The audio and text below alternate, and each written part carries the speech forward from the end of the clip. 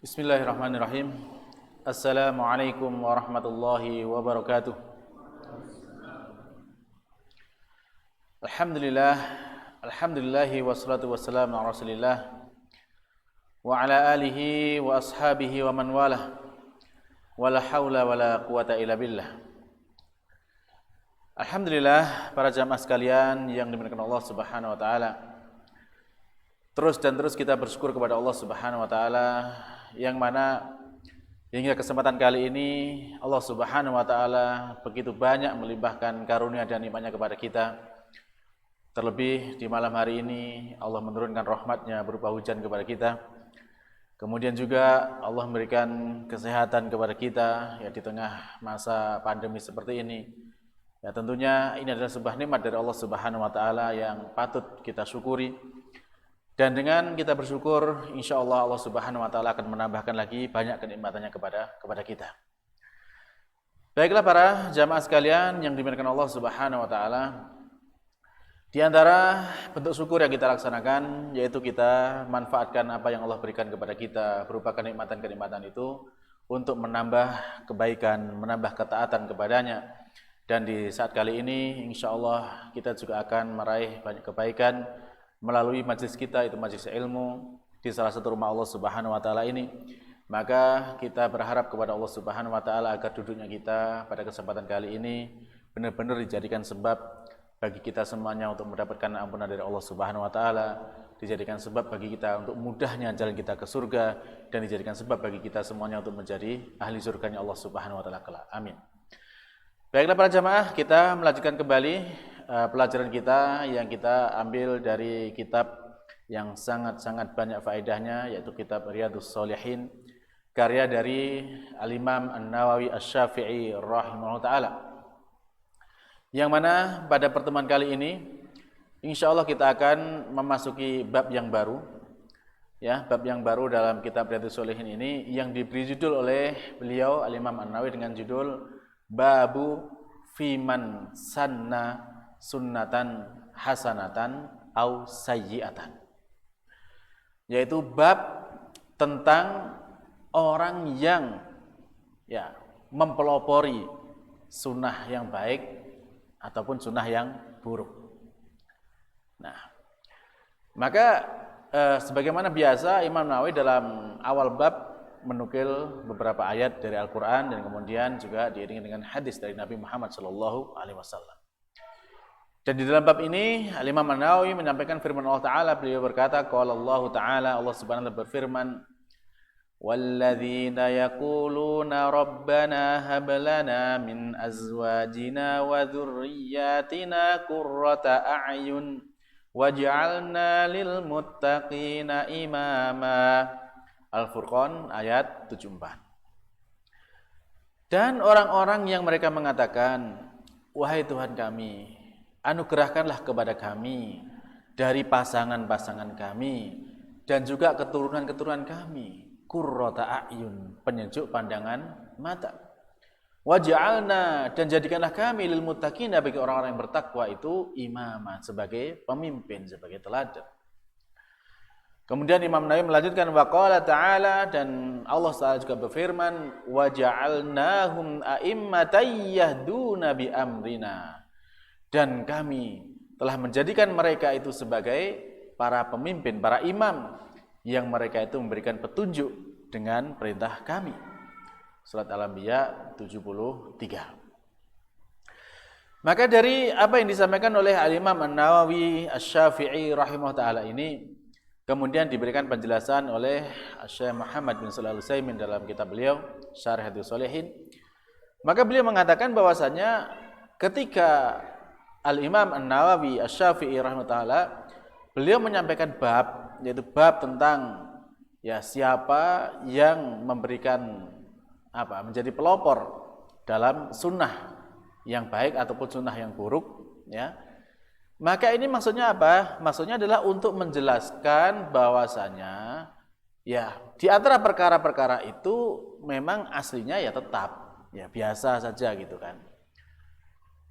Maka kemudian apabila ada manusia yang melakukan suatu perbuatan untuk pertama kalinya, belum ada yang melakukan seperti itu sebelumnya, ya maka itu dikatakan dia sebagai membuat sunnah ya, atau sebagai pelopor dari sunnah itu. Maka kalau itu sunnah yang baik, dia akan mendapatkan pahalanya yang dia amalkan, dan kemudian juga akan mendapatkan pahala bagi orang-orang yang mengikuti apa yang dia lakukan, dan pahala terus mengalir sampai hari kiamat. Nah, kita ya telah mengetahui bahwasanya agama kita, agama Islam itu agama yang sempurna. Sudah kita pelajari pada bab sebelumnya kemarin bahwasanya agama kita agama yang sempurna. Dan kita bersyukur kepada Allah Subhanahu wa taala, kita memuji Allah Subhanahu wa taala yang telah menyempurnakan agama ini untuk kita. Karena agama ini telah sempurna, maka sejatinya agama ini tidak butuh lagi kepada tambahan. Tidak butuh penyempurnaan. Karena kalau sesuatu yang sudah sempurna ditambahin lagi jadinya malah tidak sempurna, malah berkurang. Nah, maka itu dalam Islam tidak butuh ada tambahan-tambahan ajaran yang baru selain daripada apa yang telah Allah syariatkan dan apa yang telah diajarkan oleh Rasulullah Shallallahu Alaihi Wasallam. Ya, bahkan Allah telah menegaskan kepada kita di dalam surat Al-Maidah ya, ayat yang ketiga, Allah berfirman di sana, Al-yauma akmaltu lakum. Jadi pada hari ini telah aku sempurnakan bagi kalian dinakum, agama kalian, yaitu agama Islam ini. Wa atmamtu alaikum, dan telah aku sempurnakan atas kalian nikmatku. Wa raditu, dan aku ridho lakum, bagi kalian al-Islam, itu Islam, dinan, sebagai agama. Nah, dari sini jelas ayat ini menunjukkan kepada kita sejak ayat ini turun maka agama kita sudah sempurna.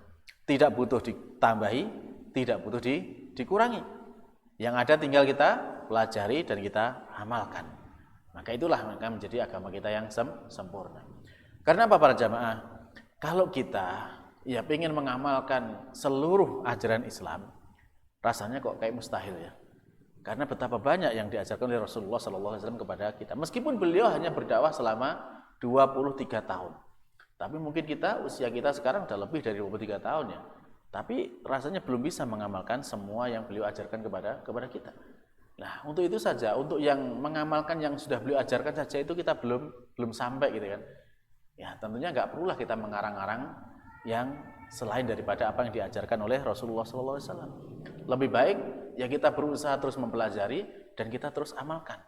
Karena itulah yang akan menjadi yang terbaik untuk kita. Ya kalau misalkan ya kita melihat kepada warisan Nabi SAW dari hadis-hadis beliau di Sahih Bukhari, mungkin berapa kali kita sudah khatam? Ya. Atau Sahih Muslim, sudahkah pernah kita khatamkan? Atau ya kitab ini Riyadhus Shalihin ini seperti ini kan warisan beliau gitu kan. Nah ini aja belum bisa kita amalkan semuanya kan. Nah makanya untuk itu ya sejatinya tidak perlu kita mengarang-arang, tinggal kita belajar kemudian kita amalkan. Nah insya Allah seperti itu untuk menjadi supaya kita sempurna agama kita. Karena justru kalau kita mengarang-arang sendiri tidak ada dasarnya, yaitu nanti justru malah kita akan salah dan kita akan menyimpang dari apa yang telah diajarkan oleh Allah dan diajarkan oleh Rasulullah Shallallahu Alaihi Wasallam. Dan kemarin sudah kita jelaskan di bab sebelumnya, fama badal haqi ila ad-dolal, dan tidak ada yang datang setelah kebenaran itu melainkan kesesatan. Yang benar itu Al-Quran, yang benar itu Sunnah, yaitu yang kita ikuti. Selain daripada itu adalah kesesatan. Nah, baik para jamaah sekalian yang dimuliakan Allah Subhanahu Wa Taala. Kemudian Al-Imam An-Nawawi, ya di dalam bab tadi menukil firman Allah Ta'ala. 2 ayat tadi yang beliau sampaikan ya, sudah kita baca tadi. Yang pertama di surat Al-Furqan. Surat Al-Furqan yang beliau ambil adalah ayat tentang doa agar kita diberi karunia Allah Subhanahu Wa Ta'ala berupa istri-istri atau pasangan-pasangan dan anak-anak yang qurrata a'yun, yang menjadi penyejuk pandangan mata, yang menyenangkan orang tuanya ya. Dan dijadikan sebagai pemimpin bagi orang-orang yang bertakwa. Nah, ini di dalam rangkaian surat Al-Furqan itu masuk dalam rangkaian ayat-ayat yang mensifati tentang ibadur rahman ya, tentang hamba-hambanya zat yang maha pemurah. yang mana Allah Subhanahu wa taala menyebutkan sifat-sifat mereka dalam surat Al-Furqan itu, ya dimulai dengan wa ibadur rahmanil ladzina yamshuna 'alal ardi hauna, ya. Dan ibadur rahman, hamba-hamba ar-rahman, Tuhan yang Maha Pemurah itu, yaitu mereka yang apabila berjalan di atas muka bumi, mereka berjalannya dengan tenang gitu. Wa idza khatabahumul jahiluna qalu salama, kata mereka diajak bicara dengan orang-orang yang bodoh, orang-orang yang enggak ngerti, ya mereka mengatakan ya assalamualaikum. Tenang, tidak terpengaruh hidupnya dengan, ya, dan banyak di situ disebutkan ya tentang misalkan orang-orang yang berbuat dosa, orang berbuat zina, membunuh dan sebagainya, kemudian bertobat kepada Allah Subhanahu wa taala, dan itu semua termasuk ibadur rahman, ya. Termasuk juga di antara ibadur rahman disebutkan di sana adalah walladzina yabituna lirabbihim qiyaman wa sujaa. Jadi dan orang-orang yang mereka bermalam di malam harinya itu untuk sujud dan berdiri, artinya untuk sholat malam. Nah, itu termasuk tanda ibadur rahman. Ya, maka itu, dan di akhirnya di sana Allah menyatakan yaitu orang-orang yang berdoa seperti tadi, Rabbana hablana min azwajina wa dzurriyyatina qurrata a'yun waj'alna lil muttaqina imama. Itu termasuk di antara sifat ibadur rahman. Mereka berdoa kepada Allah Subhanahu wa taala, ya Tuhan kami, anugerahkanlah kepada kami dari pasangan-pasangan kami dan anak keturunan kami itu qurrata a'yun, penyejuk pandangan mata. Ya. Baik. Maknanya hablana yaitu ya berikanlah kepada kami, anugerahkanlah kepada kami. Al-azwaj, pasangannya, pasangan. Baik laki-laki ataupun perempuan. Ya, kalau laki-laki ya mendapatkan istri, kalau perempuan mendapatkan suami, kan gitu. Nah, disebut di sini dengan zauj, azwaj, ya bisa untuk laki-laki dan bisa untuk perempuan, secara bahasa memang seperti itu. Jadi kalau kita menyebut istri bisa disebut dengan zauj, tidak harus dengan zaujah, ya. Zauj itu cukup karena itu dalam bahasa Arab seperti itu. Sehingga di dalam hadis pun disebutkan di sana Ibunda Aisyah disebut sebagai zaujin Nabi, bukan zaujatin Nabi, tapi zaujin Nabi. Ya, akan tapi ya itu secara bahasa benar seperti itu. Bahkan di dalam Quran Allah sendiri juga menyatakan kepada kita tentang istrinya salah seorang nabi, yaitu wa aslahna lahu zaujah, dan telah kami perbaiki bagi dia zaujahu, ya. Jadi bukan disebut zaujatahu tapi zaujahu. Jadi istri itu juga disebut dengan zauj. Di zauj itu bisa untuk laki-laki dan bisa untuk perempuan secara bahasa. Nah, kan tapi untuk para ulama ahli waris, mereka membedakan antara laki-laki dengan perempuan, zauj dengan zaujah, supaya bisa mudah dalam menghitung bagian warisnya, kan gitu. Nah, baik. Secara bahasa lagi bahwasanya itu sah, ya, sama, menyebut istri dengan zauj itu boleh.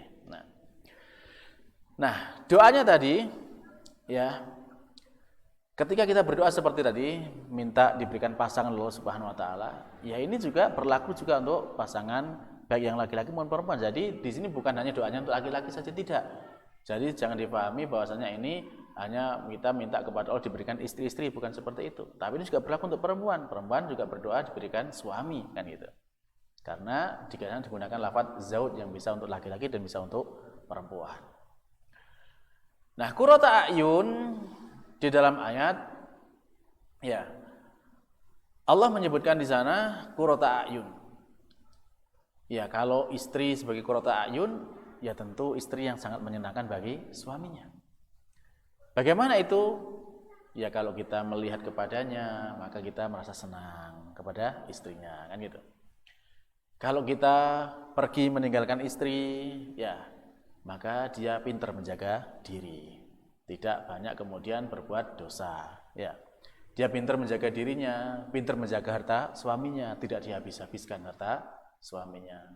Pintar menjaga anaknya, anaknya dijaga, tidak dibiarkan, tidak kemudian anaknya tidak terurus, ya. Kemudian, ya, kalau istri ini disuruh oleh suami nurut, gitu kan, ya ini adalah istri yang sangat menyenangkan bagi suaminya, taat kepada suaminya, dan dia senantiasa taat kepada Allah Subhanahu wa taala, sehingga mereka itu disifati Allah Subhanahu wa taala sebagai fasolihatu qanitatun hafizatun lil ghaibi bima hafizallah, surat An-Nisa 34. Jadi wanita-wanita yang solihah itu mereka yang senantiasa taat senantiasa menjaga diri ketika suaminya tidak ada. Karena banyak ya para wanita sekarang ketika ditinggal suami, naudzubillah ya, selingkuh kan banyak ya. Sering kan kita dapati berita seperti itu, ditinggal suaminya bekerja, ternyata sama orang lain. Ditinggal suaminya misalkan tugas tentara keluar pulau, dia selingkuh dengan tetangganya, naudzubillah min dzalik. Apalagi ditinggal sampai misalkan suaminya kerja di luar negeri, ya istrinya ternyata punya laki-laki lain, naudzubillah min dzalik. Jangan sampai ini terjadi. Maka kalau wanita yang solihah tidak seperti itu. Wanita yang solihah ya mereka senantiasa taat, senantiasa menjaga diri.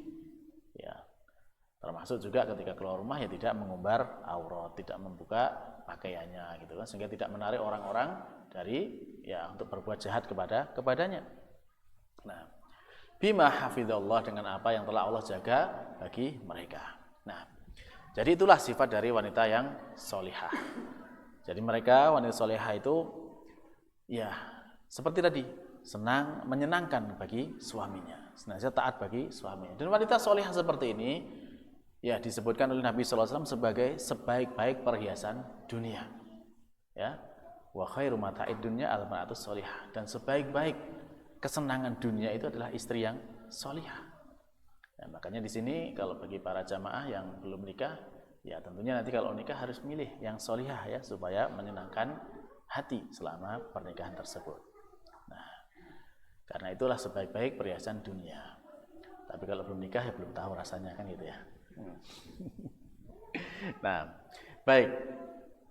Nah, makanya ini harus dipilih ya, dan dalam memilih yang terbaik adalah banyak berdoa, karena kita nggak tahu nanti seperti apa. Ketika kita berdoa, maka Allah yang memilihkan yang terbaik untuk kita. Baiklah para jamaah sekalian yang dimuliakan Allah Subhanahu wa taala. Tadi kalau istri, kalau suami gimana? Demikian juga kalau suami ya. Suami yang tentunya menjadi penyejuk pandangan bagi istrinya ya suami yang soleh tentunya ya. Suami yang soleh ketika bekerja dia bekerjanya dengan amanah, tidak curang. Kemudian juga ketika di luar tidak jelalatan matanya kan gitu ya. Tidak kemudian yang kerja di kantor usil dengan teman sekantornya. Ya naudzubillah sekarang banyak sekali berita-berita seperti itu. Teman sekantor kemudian ya kepergok di mobil, kepergok di hotel, naudzubillah min dzalik. Ya, maka suami pun ya dalam bekerja itu juga harus bisa menjaga diri, juga bisa menenangkan istri. Istri pun diberi dengan harta yang halal, bukan harta korupsi, ya bukan harta mencuri, ya apalagi harta menipu dan yang lain sebagainya. Itu tidak patut diberikan kepada istri. Dan demikian pula kalau istri senantiasa diberikan nafkah yang halal gitu kan, ya insya Allah istri pun juga akan mudah untuk menjadi istri yang solihah. Tapi kalau istri diberikan nafkah yang haram, ya biasanya sebagai konsekuensinya biasanya memang lebih susah diatur gitu ya. Karena memang ya Rasulullah menyatakan bahwasanya daging yang tumbuh dari barang yang haram itu kan neraka lebih berhak. Nah, kalau neraka berhak biasanya ya perbuatannya juga perbuatan yang mengarah ke neraka. Ya, makanya untuk itu ya pintar-pintarlah para suami dalam memberikan nafkah kepada istri, cari yang halal. Meskipun sedikit, insya Allah berkah. Daripada banyak haram, maka justru itu menjadi malapetaka. Ya termasuk para jamaah, ya ini sudah banyak terjadi ketika orang-orang itu bekerja dengan hasil yang haram. Ya saya sendiri dulu ada tetangga gitu kan, ya kerjanya di kerjaan yang haram, hampir tiap hari tengkar aja dengan istrinya gitu. Kedengeran dari luar rumah itu kedengeran itu, kita lewat tengkar terus itu, kasihan gitu kan suami istri kayak gitu. Tapi kemudian alhamdulillah dapat hidayah kan gitu, kemudian mau ngaji dan meninggalkan pekerjaan yang haram. Alhamdulillah sekarang tenang keluarganya. Istrinya juga sudah berjilbab. Dulu nggak mau pakai jilbab, bahkan pakainya mini kan gitu. Nah, maka dari situ ya alhamdulillah sekarang sudah terasa kedamaian di rumahnya gitu. Ya makanya dari situ barang yang haram itu tidak bisa membawa keberkahan. Ya. Meskipun kelihatannya banyak tapi tidak barokah. Ya. Tentu tidak, kita kan inginnya ya hidup ini kan yang enak gitu kan, tidak hidup dengan masalah. Baik, itu tadi tentang qurratu a'yun ya, baik dari suami maupun dari istri. Nah, demikian juga anak-anak. Ketika anak-anak ingin menjadi qurrata a'yun, ya para jamaah sekalian ya. Ya, maka di sini ketika Allah Subhanahu wa taala menjadikan anak-anak keturunan kita menjadi qurrata a'yun, yaitu mereka adalah anak-anak yang nurut, anak-anak yang taat gitu kan kepada orang tuanya, diajarin baik, ya sholat, ngaji, yang ngaji, diperintah nurut gitu kan. Kan senang kalau kita lihat anak seperti itu kan. Nah, ketika tidak diperbolehkan ya berhenti, tidak maksa gitu kan. Nah, mereka senantiasa bisa menyenangkan orang tuanya dalam segala keadaannya. Kemudian mereka bisa berbuat baik ya, berbuat amal-amal yang soleh. Maka ini menjadi qurrata a'yun, menjadi penyenang bagi pandangan orang tua. Nah, terlebih lagi seperti zaman sekarang para jamaah. Ya, di zaman saat ini yang anak-anak kita istilahnya pendidikan sekolahnya itu ya sangat berkurang kan, karena mereka banyak misalkan sekolah daring seperti ini ya, yang mereka juga berinteraksi dengan dunia maya bukan dengan dunia nyata, yang di dalam dunia maya itu justru banyak hal-hal yang justru merusak akhlak ya, merusak akhlaknya anak gitu kan. Maka untuk itu kita sebagai orang tua harus banyak-banyak membaca doa ini gitu kan, mohon kepada Allah agar anaknya dijaga, tetap anaknya itu menjadi anak-anak yang qurrata a'yun gitu. Karena kalau anak itu dibiarkan dengan misalkan dengan HP-nya, maka anak itu akan kemana-mana, yang dilihat itu macam-macam, dan jatuhnya kalau misalkan anak sudah sampai kepada kecanduan melihat HP gitu, dipastikan anak itu susah nurut kepada orang tua. Susah, karena itu kan dalam bahasa BNN itu disebut dengan narkolema. Kalau narkoba itu kan yang pil gitu kan, ekstasi itu. Kalau HP itu namanya narkolema. Jadi narkoba yang masuk lewat mata. Karena lewat tontonan, game gitu. Itu menjadikan anak susah sekali diatur kalau ada kecanduan seperti itu. Makanya kita harus benar-benar bisa mengontrol bagaimana anak kita ya dengan tontonan, dengan HP itu bisa terkontrol, tidak dilepaskan begitu saja. Dan tentunya kita tidak boleh lupa untuk berdoa kepada Allah agar anak kita dijaga dari segala macam keburukan-keburukan, terlebih seperti saat ini banyak yang nggak bisa dihindari, anak itu harus sekolahnya dengan HP kan gitu. Kalau dulu sekolahnya di sekolah nggak boleh bawa HP, sekarang anak sekolah harus bawa HP. Nah, seperti itu. Maka kita harus minta banyak pertolongan kepada Allah Subhanahu wa taala. Baiklah para jamaah, dan kemudian di akhir ayat tadi Allah berfirman waj'alna lil muttaqina imama. Dan jadikanlah kami bagi orang-orang yang bertakwa itu sebagai imam, sebagai pemimpin. Nah, inilah yang dimaksud dalam bab ini. Bab menjadi pelopor dalam kebaikan, menjadi pelopor dalam sunnah hasanah, sunnah yang baik. Nah, maksudnya bagaimana? Maksudnya adalah ya Allah, jadikanlah kami bagi orang-orang yang beriman, orang-orang yang bertakwa itu sebagai pemimpin mereka, yang mana mereka itu berteladan ya. Orang-orang yang bertakwa itu berteladan kepada kami dalam perbuatan mereka, dalam ucapan mereka ya, dengan apa yang kami lakukan, dengan apa yang kami tinggalkan ya, maka mereka berteladan kepada kita. Nah, tentunya untuk bisa seperti ini bagaimana? Ya kita juga harus menjadi orang yang bisa diteladani kan gitu ya.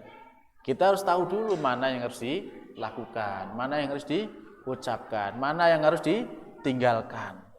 Nah, kalau kita perbuatannya sudah sesuai dengan apa yang Allah maksudkan, apa yang Rasulullah ajarkan, maka ya kita layak untuk diteladani. Tapi kalau perbuatan kita justru banyak menyimpang dari syariat Allah, perbuatan kita ya banyak menyimpang dari sunnah Rasulullah, ya bagaimana kita mau diteladani kan gitu. Nanti kita justru malah menjadi pelopor sunnah sayyi'ah, na'udzubillahi min dzalik. Nah, untuk itu kita perbaiki diri kita. Sesuaikan kita dulu dengan yang dimaksud oleh Allah menjadi orang yang bertakwa, sehingga kemudian orang-orang bertakwa lainnya meniru kepada kita, berteladan kepada kita. Ya paling tidak ya keluarga kita lah ya, istri kita, anak-anak kita itu juga bisa meniru kebaikan-kebaikan yang kita amalkan. Dan tentunya seorang mukmin ya, khususnya mereka yang sudah belajar ya, maka itu biasanya memang akan ditiru oleh orang-orang yang belum belajar tentang agama ini.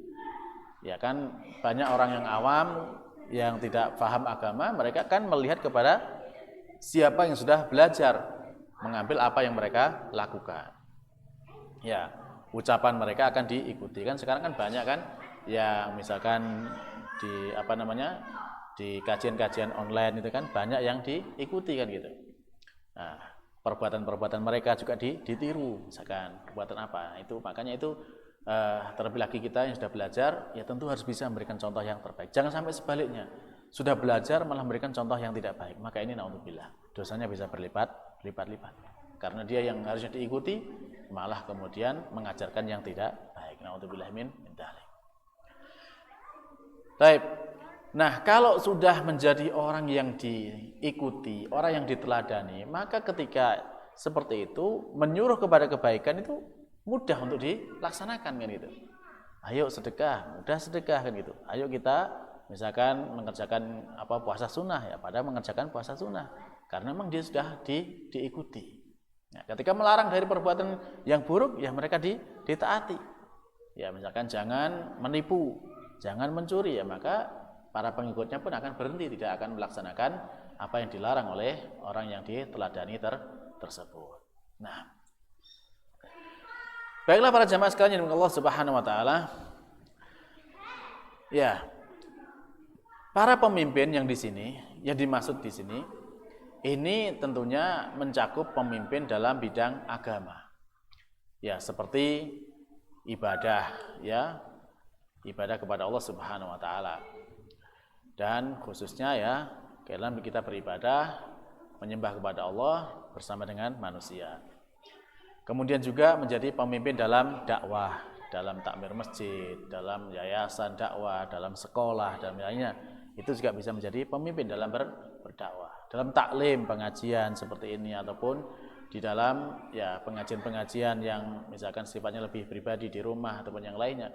Maka itu mereka orang yang bertakwa itu bisa dijadikan teladan dalam perkara amar ma'ruf nahi mungkar, bagaimana mengingkari mengajak kepada kebaikan, mengingkari kemungkaran. Nah, mereka semuanya itu bisa diteladani. Ya. Dan kemudian di lanjutan ayat yang kedua yang disampaikan oleh Imam Nawawi, beliau menyampaikan wa ja'alnahum a'immatan yahduna bi amrina. Dan kami telah menjadikan mereka para pemimpin yang memberikan petunjuk atas perintah kami. Ya. Maka di sini Allah Subhanahu wa taala menjadikan mereka sebagai ulama yang dijadikan teladan. Ulama yang bisa memberikan hidayah, yang bisa menjadikan petunjuk kepada manusia, menunjukkan mana yang benar, mana yang salah, mana yang baik, mana yang buruk, memberikan solusi atas permasalahan yang dihadapi oleh umat. Nah, ini mereka atas petunjuk dari Allah Subhanahu wa taala. Ya, mereka mengajak, menunjukkan manusia kepada agama Allah yang benar itu bagaimana. Ya, maka inilah yang dimaksud dalam ayat tersebut. Maka sekiranya tadi misalkan Imam Nawawi melanjutkan dengan firman Allah Subhanahu wa taala di dalam surat As-Sajdah, misalkan di sana Allah berfirman, "Yahdu nabi amrina lamma sabaru wa kanu bi ayatina yuqinun." Ya. Yaitu ketika mereka itu sabar dan mereka terhadap ayat kami itu yakin, ya. Maka ketika mereka itu sabar dalam menjalankan ketaatan kepada Allah, mereka sabar untuk menghindari maksiat kepada Allah. Mereka sabar menghadapi takdirnya Allah. Mereka sabar di dalam menjalankan semua yang Allah perintahkan. Mereka sabar untuk meninggalkan semua yang Allah larang. Dan mereka sabar untuk menghadapi semua takdir yang tidak menyenangkan bagi mereka. Maka ini bisa ada kalanya takdir yang tidak menyenangkan itu datang ketika kita berdakwah. Ketika kita mengajak manusia untuk mengajak kepada kebaikan, melarang mereka dari keburukan, maka di sana pasti ada orang-orang yang tidak suka. Pasti ada orang-orang yang memusuhi. Nah, dalam menghadapi seperti ini, maka mereka sabar. Atau ada kalanya juga mereka itu sabar menghadapi takdir yang tidak dikehendaki. Datang musibah dengan tiba-tiba, datang perkara yang tidak diinginkan. Maka mereka sabar dengan itu semuanya. Maka ketika mereka sabar dalam menghadapi ini, maka itulah yang akan menjadi sebab bahwasanya mereka itu akan menjadi seorang pemimpin. Dan kemudian setelah itu mereka Wa kanu bi ayatina yuqinun. Dan mereka itu terhadap ayat-ayat kami itu mereka yakin. Jadi yakin dengan firman Allah Subhanahu wa taala, yakin dengan apa yang Allah kabarkan di dalam Al-Qur'an. Mereka yakin dengan balasan atau pahala yang akan mereka raih ketika mereka mengerjakan kebaikan, menjalankan perintah Allah Subhanahu wa taala, meninggalkan larangan. Juga mereka ketika berdakwah, mereka yakin bahwasanya mereka akan mendapatkan pahala dari Allah Subhanahu wa taala. Ya, maka ini menjadi hal yang penting harus kita perhatikan. Ya, harus kita perhatikan. Dalam beramal kita harus yakin bahwasanya amal kita itu ada balasannya. Amal baik, sholat, ngaji, sedekah, puasa, pasti ada balasannya di akhirat. Amal buruk, ya mencuri, menipu, bermaksiat, berbohong dan sebagainya, pasti ada balasannya di akhirat. Maka kalau kita beramal atas dasar ini, yakin ada balasannya, itu yang harus kita perhatikan. Bukan hanya sekedar kita beramal, ya kita sholat, kita puasa, baca Quran, mengerjakan itu saja atas dasar bahwa ini cuma ini diperintah. Iya, itu baik. Kita laksanakan itu atas perintah Allah itu baik. Tapi lebih baik lagi kalau kita meyakini bahwasanya yang kita lakukan itulah kemudian yang akan menghasilkan bagi kita itu balasan nanti di akhirat. Kenapa? Karena yang seperti itulah kemudian kita akan lebih khusyuk dalam beribadah. Coba jenengan misalkan ketika jenengan sholat, cuma sholatnya itu wah ini cuma kewajiban, sepenting sholat, selesai, saya sudah nggak berdosa. Cukup seperti itu kan? Sudah nggak berdosa, sudah selesai menjalankan kewajiban sholat 5 waktu. Tapi kalau beda keadaannya ketika kita sholat, dalam sholat kita setiap satu langkah kita menuju ke masjid, di sana akan dicatat sebagai satu kebaikan, dihapus dengan satu kesalahan, kemudian diangkat menjadi 1 derajat. Di setiap langkah kita resapi seperti itu, kita berharap wah ini dosa saya sudah dihapuskan sekian, semoga Allah menambah pahala sekian. Ini lebih khusyuk kita dalam melangkah. Kemudian dalam sholat kita dari takbiratul ihram, kita menghadapkan wajah kepada Allah. Dalam setiap gerakan kita, ya berdiri, rukuk, sujudnya, di sana kita dalam bacaan doanya misalkan subhanakallahumma rabbana, di dalam bacaan rukuk misalkan seperti itu kita mohon ampun kepada Allah. Maka di sana kita banyak sekali mengharapkan balasan akhirat. Maka itu jauh lebih khusyuk daripada hanya sekedar kita sholat saja. Demikian pun kita baca Quran misalkan. Ya ketika kita baca Quran sekedar baca bagus kan gitu. Tapi coba kalau kita renungkan, kita meresapi dalam membaca Al-Quran, setiap huruf yang kita baca itu ada 10 kebaikan yang kita dapatkan. Ya kita tinggal menghitung Bismillahirrahmanirrahim, itu sudah mendapatkan 190 kebaikan. Ya luar biasa. Dalam setiap zikir yang kita ucapkan, misalkan kita baca Subhanallah, itu ibaratnya kita menanam satu pohon di surga.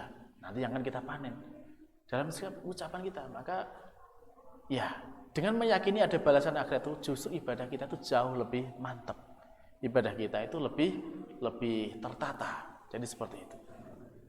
Jadi itulah para jamaah bahwasanya dalam beribadah ya sekali lagi kita harapkan pahala dan kita takut dari siksaan. Ya. Karena ya ada yang mengatakan bahwasanya dalam ibadah itu enggak perlu itu. Kalau mengharapkan pahala itu seperti pedagang saja, ada pengen untung gitu kan. Kalau takut dosa seperti maling, takut dihukum aja. Enggak usah, enggak perlu itu, ibadah saja gitu kan. Tidak harus seperti itu karena Allah sendiri menyebutkan, menjanjikan kepada kita banyak pahala dan Rasulullah juga mengajarkan kepada kita dengan banyak pahala. Maka tentunya dalam beribadah ketika itu disebutkan oleh Allah sebagai balasan dan disebutkan oleh Rasulullah juga sebagai balasan, maka kita harapkan itu. Kita ingin mendapatkan apa yang Allah janjikan dan apa yang telah dijanjikan oleh Rasulullah SAW. Maka dengan itu ibadah kita semakin mantap, ibadah kita semakin khusyuk dan insya Allah semakin banyak balasan yang kita dapatkan nanti di akhirat kelak. Dan terakhir para jamaah sekalian, tadi bahwasanya disebutkan dengan sabar dan yakin, maka kita akan menjadi pemimpin dalam beragama. Itu disampaikan oleh Syekhul Islam Ibnu Taimiyah. Seperti ayat tadi bahwasanya lamma sabaru wa kanu bi ayatina yuqinun. Kapan mereka menjadi pemimpin bagi orang yang bertakwa? Yaitu ketika mereka bersabar dan mereka yakin kepada ayat-ayat Allah Subhanahu wa taala. Maka untuk itu, ya tetap kita harus sabar dalam menghadapi segala keadaan dan tetap kita harus yakin dengan apa yang Allah sampaikan dalam kitabnya dan apa yang disampaikan oleh Rasulullah SAW dalam hadis-hadis yang sahih. Baiklah, mungkin ini saja para jamaah sekalian yang bisa kita sampaikan pada kesempatan kali ini. Ya mudah-mudahan bahwasanya apa yang singkat ini ya tentunya bermanfaat bagi diri saya sendiri dan juga bagi para jamaah sekalian. Dan tentunya kita memohon kepada Allah Subhanahu wa taala agar dengan kita memahami ini, ya tentunya kita bersemangat untuk menjadikan diri kita menjadi hamba-hamba yang layak untuk dijadikan teladan, layak dijadikan pemimpin bagi orang-orang yang bertakwa yang selain kita. Sehingga apa? Sehingga kebaikan kita semakin bertambah, dan kemudian ketika kebaikan kita diikuti oleh orang lain, maka itu juga akan menambah kebaikan kita tanpa mengurangi kebaikan orang yang mengikuti kita. Akhirnya kita cukupkan dengan doa kafaratul majelis. Subhanakallahumma rabbana wa bihamdika asyhadu an la ilaha illa anta astaghfiruka wa atubu ilaik. Wassalamualaikum warahmatullahi wabarakatuh.